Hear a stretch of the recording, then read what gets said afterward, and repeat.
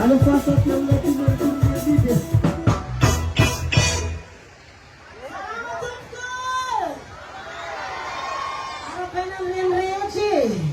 Zawaria, manisatelo markin fakatiavatsika, fiarabananeny tsy toy izao tsika ratsineny manisatelo dia matao ambondreo ny karana rehetra rehetra. Asitavatavo amin'iny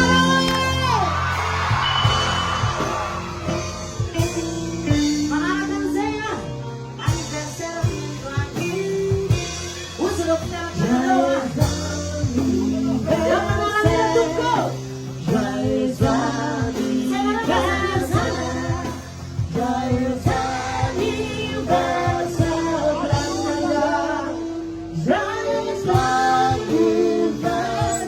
Happy birthday! Asyuta Batabawana! Happy birthday to you.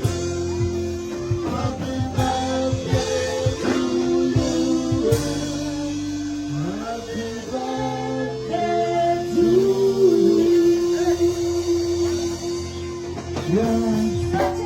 Lahat na siyang zonti pagkaisa dinidestiranau. Piniti zay grupunau memenangkan kita buti yang mewanau. Istinu kel pa di fumanun transni sahabat ide.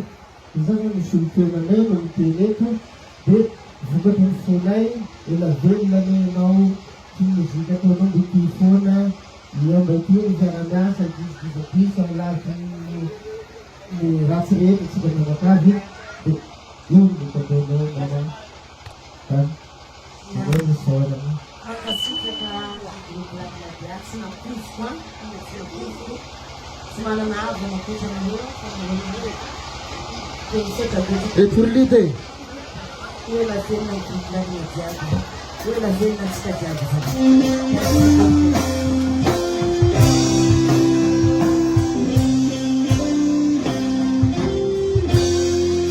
Asita Batabe!